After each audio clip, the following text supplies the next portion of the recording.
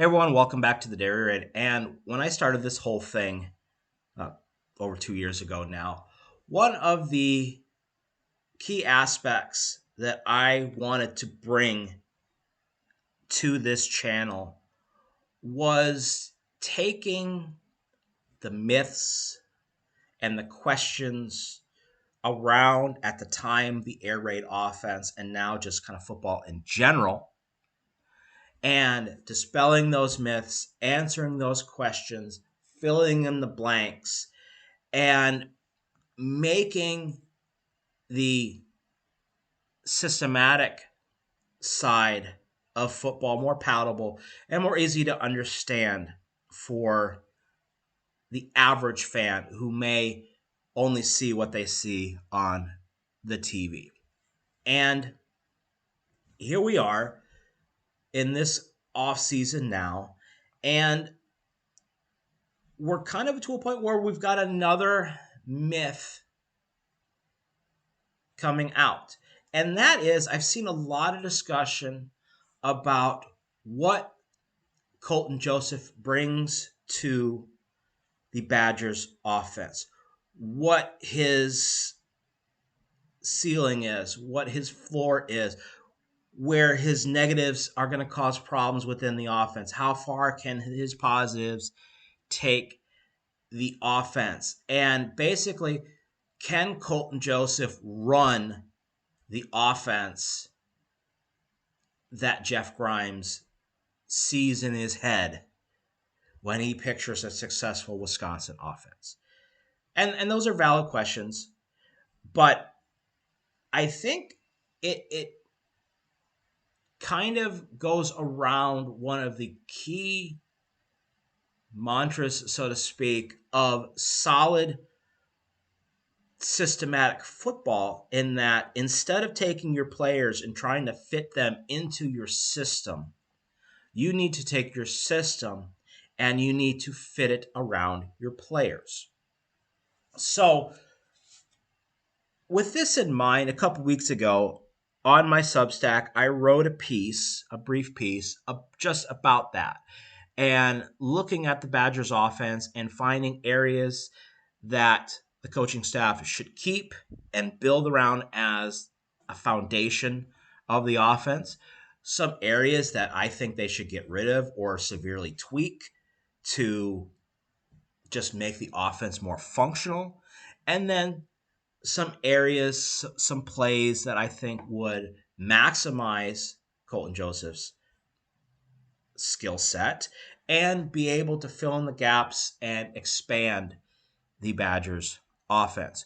So what we are going to do here today is a start of a little series where we are going to go into the Dairy Ray classroom on Huddle, and we are going to break down the X's and O's of the points that I brought up in that Substack piece, and I'll link it in the description if anybody wants to read it.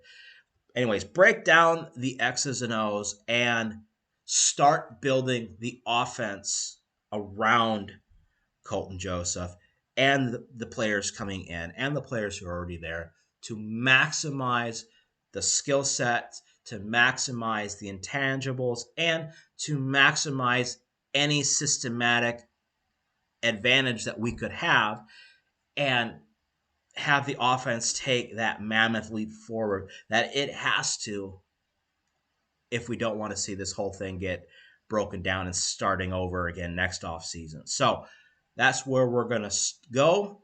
And we are going to start with taking a look at some key aspects from the 2025 offense, from the most vanilla version of the Jeff Grimes offense, which is, I think, what we saw last year.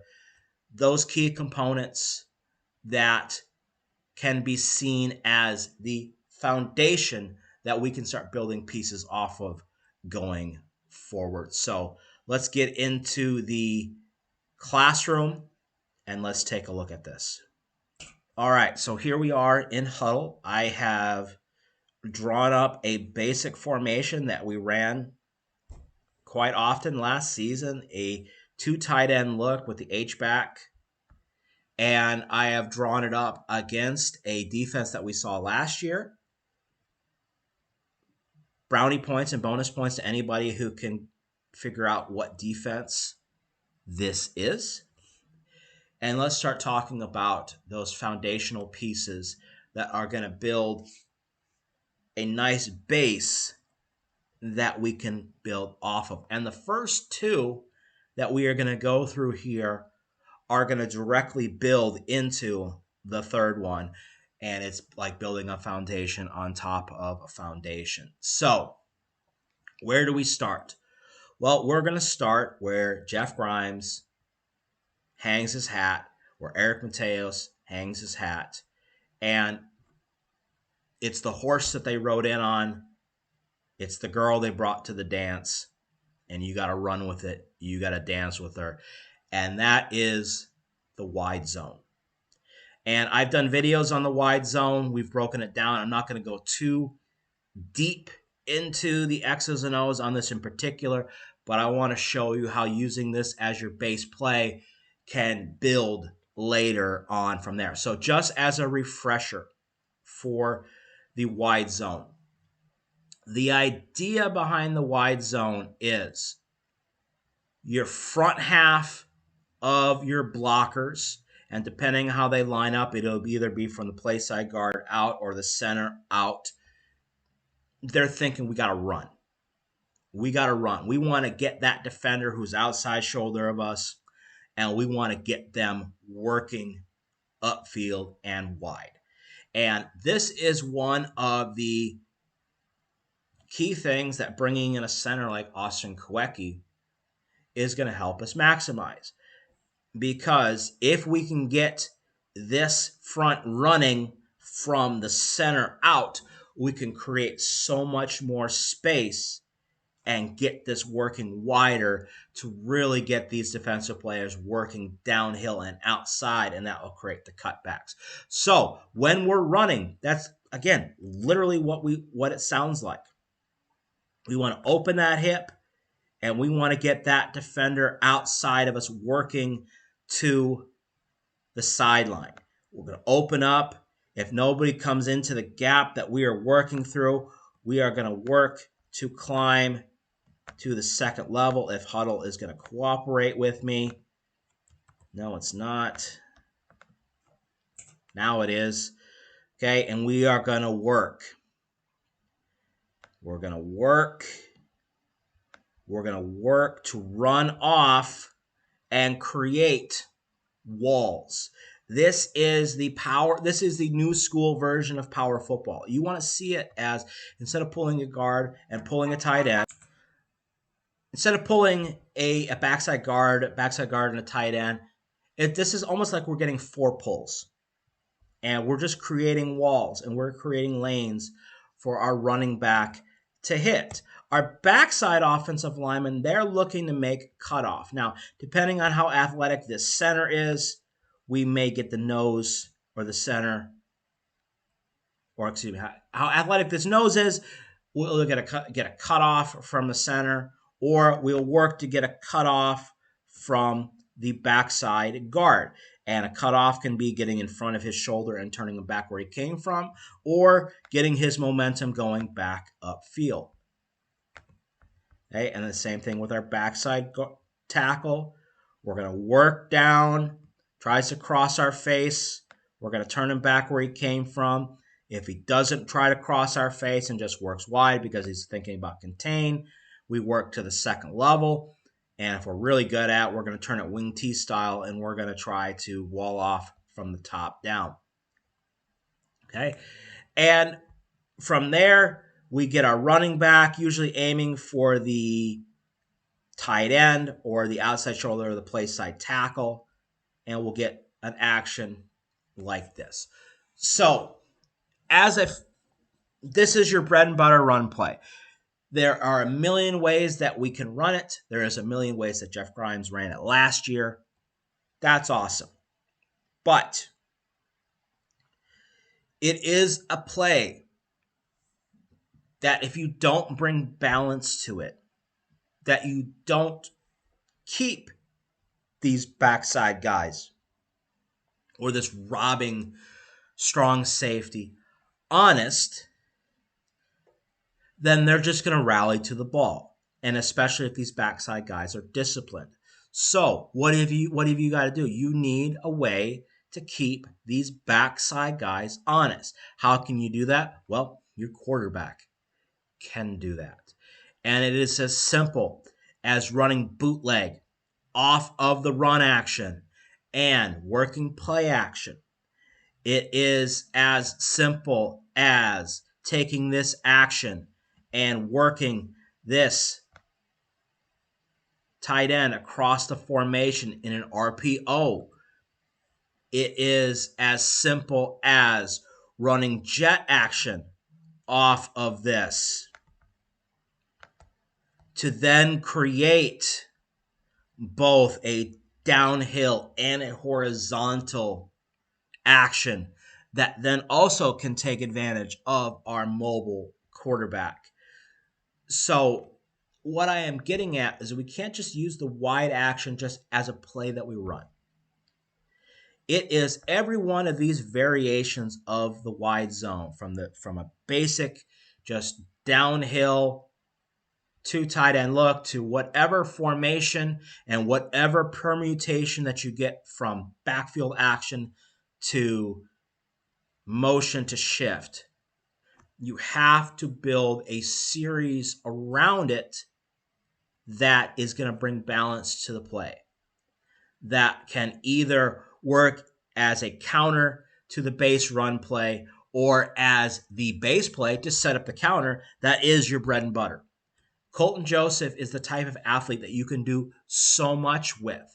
He can run physically anything that we're showing here. He can be that balance. Just the fact that he is a run threat, that he can turn his back to this edge player here and still keep the ball and go outside is enough to keep any of these backside guys from just tracking straight down the line and turning into the ball. And that takes away the cutback lane, that squeezes the gaps, and that slows the entire offensive process down and makes it easier for the defense to rally to the football. When you have a quarterback who can bring balance to your base play, now you have doubled the output that you can expect from that base play just by being able to run all of the permutations that comes off it. So the wide zone is what Jeff Grimes and Eric Mateos, hang their hats on. I think it's a great place to start, but you have to use it as the foundation, and you need to build more of the offense around it. All right, next up, we are going to take a look at the QB run game and how we can expand upon it without, I can already hear you guys puckering up. It's like, not again, because we don't want to get another quarterback hurt. I feel you. We're going to talk about that next, but first let me clear off this page and get back to a base formation, and we'll get going with it. All right, so we are back with the same. We're just going to keep the same base formation here out for this entire video, just so we're not going to overcomplicate things. And let's talk about the QB run game. And in modern college football, and it's not really modern, the software I'm going to be talking about here has been a part of college football for 20 years. So it's not like this is a new thing that we're just adopting. This is a thing that's been around for a while. We just refuse to adopt. When you have a run-based offense, you have to do what you can to take the focal point off of your tailback. Whether he is your bell cow, 30 carry a game grinder that everyone in the stadium knows is going to get the ball, or the guy who isn't that guy. Whether this is Jonathan Taylor or Nakia Watson, whether this is Melvin Gordon or Dario Gumbawale, you need to have the ability to take eyes off of him. And the easiest way to do that in football today is the QB run game. Now, I want to make this clear. Just because we are running QB run game does not mean the quarterback has to run the ball 15 times a game. He needs to run it enough that is going to keep the front seven of the defense honest. If you look at Colton Joseph last season, there were games where he ran the ball design-wise a couple times a game. He would scramble and he would take off, but you saw, especially early with both Indiana and Virginia Tech, he burned them early a couple times, and they did what they could to slow him down. What did that do? It opened things up for other people. And that is the yin-yang, the vice versa, that we need to be able to build into this system. And there are really three, for me, basic ways that I'd like to see them continue to build on what they did last year and to take the step forward this season. So the first thing is your standard zone read. And depending on the formation, depending on the look, again, I'm not going crazy here. We should know how to do this by now. We get backfield action. We're going to read an edge player, and then whatever blocking scheme we're going to have going forward is going to fill in the blocks. Now, we just talked about a wide zone. We could easily run a mid-zone, wide zone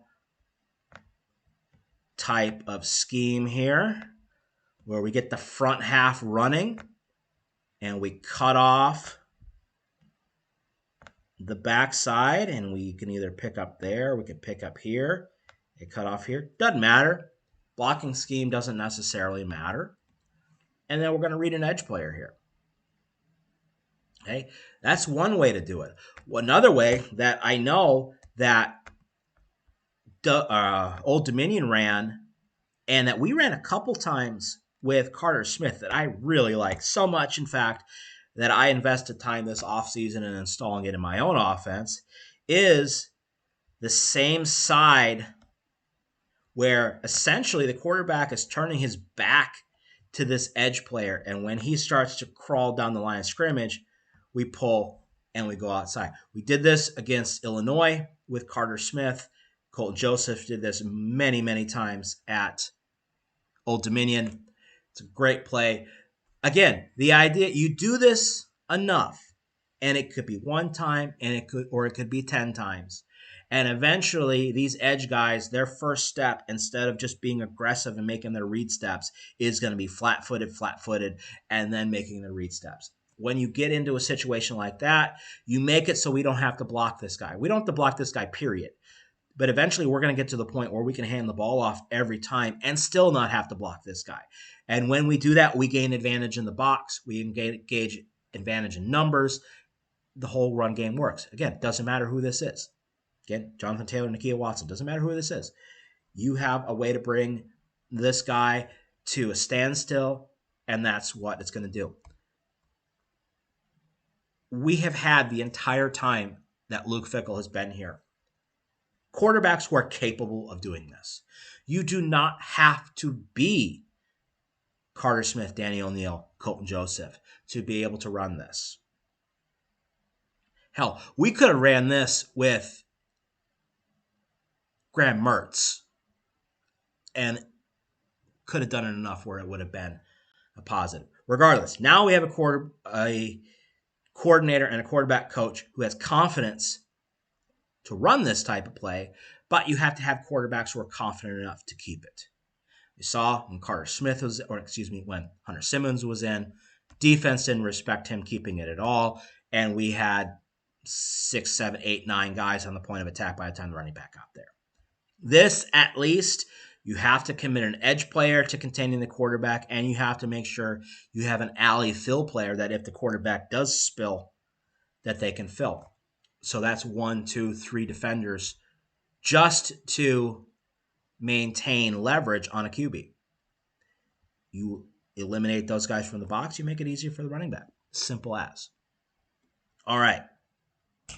Another base QB run play that we ran last year, and again, mostly we did it more with Danny O'Neil, but Carter Smith did run it as well. It is the inverted veer.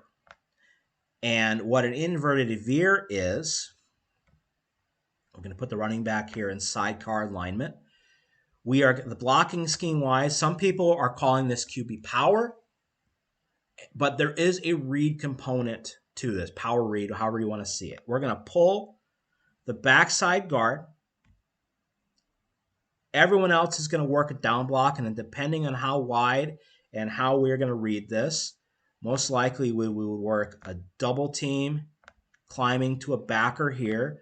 We get down blocks and then working to climb, and we would get a pull check.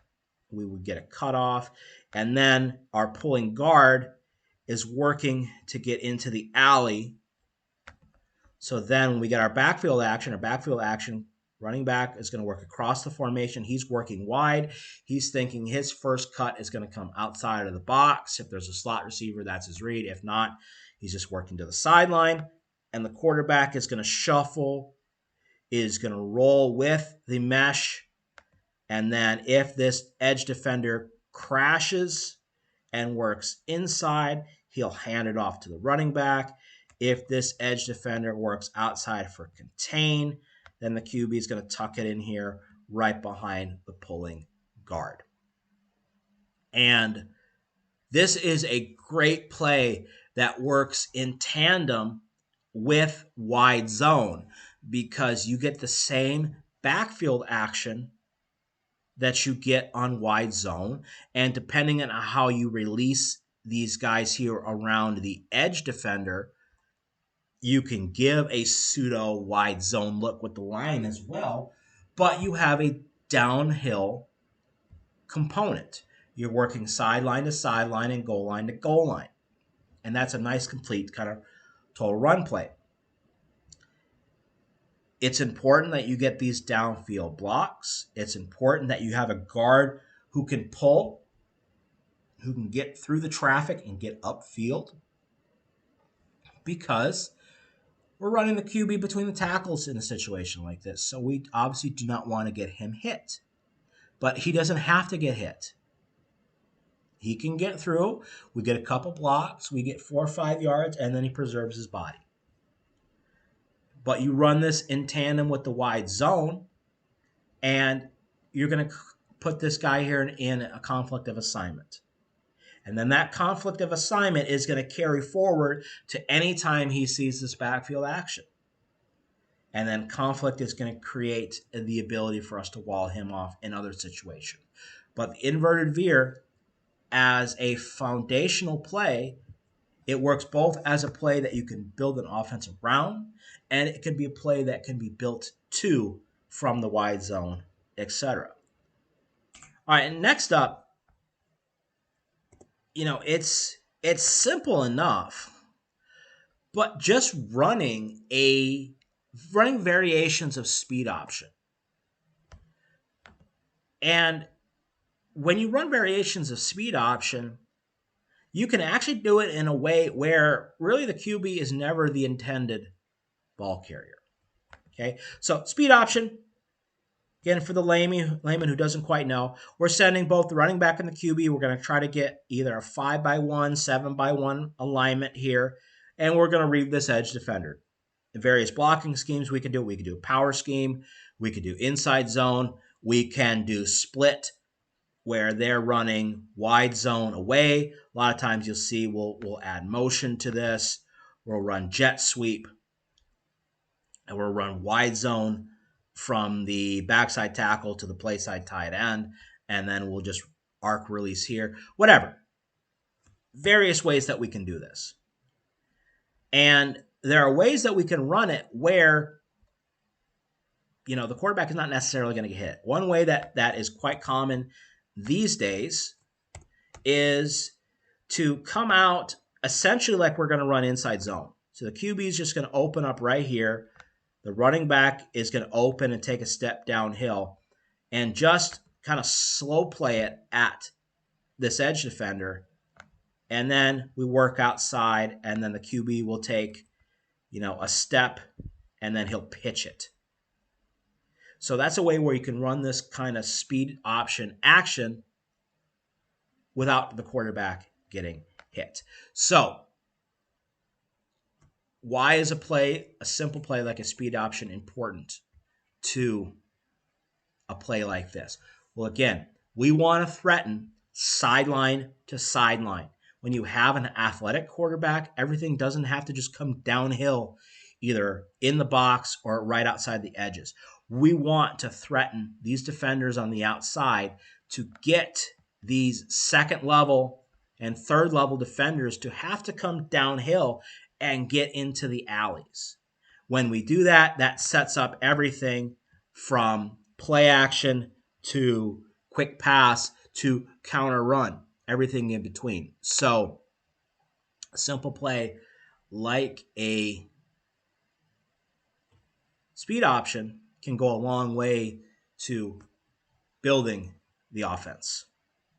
All right, and one more quick QB run game idea that we can have built into this is the idea of having a designed quarterback run where it is quarterback action all the way, where we run, for example, a bash concept. And a bash concept is you have your running back working one direction in the formation, and then the quarterback with usually some sort of ball fake, mesh fake, is going to keep it and work the other direction. Okay. What I'd like to see and what we can do here is we can build off of some of the ideas that we've had in the past and use it as built-in answers if we get defensive looks that we might have more problems with. And one of those ideas, again, something that I saw that they ran at times, is where any kind of QB keep situation or design a QB run, a lot of times you are going to have a built-in answer that if you get pressure off of the second or third level, that you can still have an outlet to get rid of the football. And one easy way that we can have that is these backside receivers. Either we have built-in access throws that are designed to give us an option that if we get a loose look on the outside and we get free yards, we're going to take it. But then you can take the idea of this access throw, and when the QB does keep it, that it can be turned into a downfield shot when these third level players start working downhill. If they don't, QB has the alley to take off, and at worst, he's one-on-one with a corner, or they do work downfield and we can take a shot, and then worst comes to worst, we have an incompletion.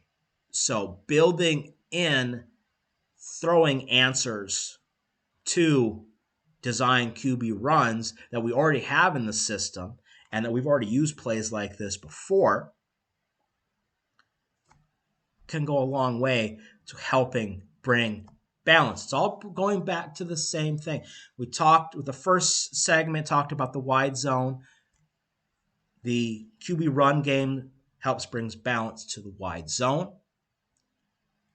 And it just works all off of each other. That's what complementary football is supposed to be.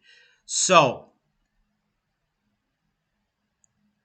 the key thing that I want you guys to take out from this is, yes, in the QB run game or in any situation where the QB is moving, yes, the quarterback can get hurt.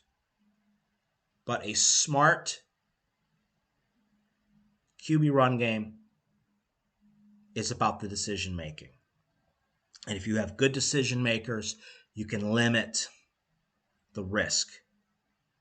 And by doing that, you create conflicts of assignment, sideline to sideline, goal line to goal line. And that, when you have the defense guessing, is going to take you that much farther forward in your offense. All right, and the last segment here, and the last of the three components from the 2025 offense that should be carried over and expanded on in the 2026 version, is getting the ball in space and running screens. Now, we're going to talk about screens as well when we talk about the things that I want to see changed in the offense. But the idea of the screen and the philosophy behind how these screens are ran is sound. And the idea is, it's a very air raid philosophy, and that is just getting the ball out in space. And doesn't matter what position we're running the screen. We could be running a jailbreak screen out here where we work to get a tunnel screen. And I need to get my right. And we work to get the ball out in the air, and we get into the tunnel. We running motion, and we turn that motion into a bubble screen. And if Huddle can cooperate, bubble screen, whatever. The idea is about getting the ball to your playmaker as quickly as we can and trying to get a key block or two that can turn a quick 0 and less yard gain into positive yards quickly. But like we were talking about with the wide zone and the QB run game, this forces defenses to play sideline to sideline. You can still be a strong, powerful, power run type team because, to be honest, you run something like this where you motion them across and we work a block here and we work that tunnel screen. We're just getting big bodies on small bodies and we're running behind the convoy. Does it get more power football than that? To a lot of people, no. But to people who know football, yes. Getting big bodies out, clearing the way, and we get the speed and space. That's what it needs to be. And running screens is an important aspect of that. Another important aspect about getting the ball into space is taking free yards when the defense gives us free yards. And I mentioned it at the end of the last segment talking about the QB run game, and that is the idea of access throws. And an access throw is you assign a pass route to a particular receiver in your offense. A lot of times we like to run it with the play side wide receiver. Okay, so let's say I'm running wide zone here to the left. I would run an access throw with this receiver. Now, that access throw can be, if this defender here, if he's playing off because they are in a cover 4 shell, that he's just going to run a hitch. Boom, boom. And that it is designed that if the QB sees the leverage we like, he's going to catch the ball and he's going to throw it. The idea behind an access throw is what gives us the highest percentage chance to gain the 5 yards that we would be aiming for with the pass route. Running the wide zone or running the hitch. If we get a cushion out here and he's backpedaling, then I think this is a very high percentage throw. Just got to catch and throw.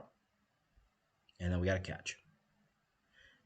We could like what we see in the box, and we could think that is more high percentage because we just get the ball in the playmaker's hand right away. Here, we have to risk a throw. And a lot of things can happen from a ball being tipped, whatever. You weigh the odds. It's all about getting the ball in space. It's all about getting those free yards. And that is a big point that the offense has to do this year, is to get better at getting those free yards. And this is another way that they can do it. We build upon the screen game. We build access throws into the run game. These are ideas that we have been running here at Wisconsin for the last 3 years. And it can be, again, expanded upon. Now that you have a quarterback who can do this and everything, at least skill set wise, around it, you can make plays like this more of a emphasis than a change of pace. And when you do that, we come back to it, but it's the idea of conflict of assignment. You can't cover everything at the same time. And then now the offense is dictating the flow of the defense way more than the defense is trying to dictate the flow of the offense. All right. And with that, we are going to wrap this up.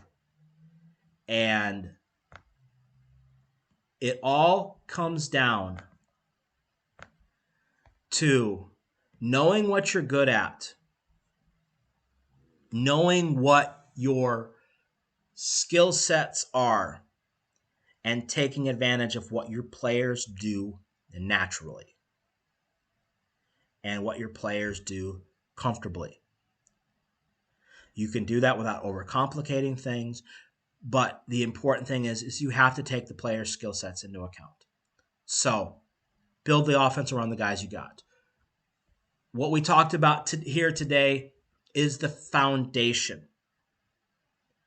These three basic concepts of using the wide zone as your base run scheme, building a QB run game around it, and then making sure that you can get the ball out in space off of these actions to create immediate sideline to sideline movement is going to go a long way into fixing what was one of, if not the worst offenses in Wisconsin history last season. And it all starts with being smart and asking your players to do what they're good at. A novel concept, right? All right. We are going to wrap it up there for today. Next time we do this, next video, we are going to take a look at the offense from 2025 and find the plays and the schemes and the ideas that need to come out of the offense if you want to build the offense around Colton Joseph, but more importantly, if you just want the offense to play better.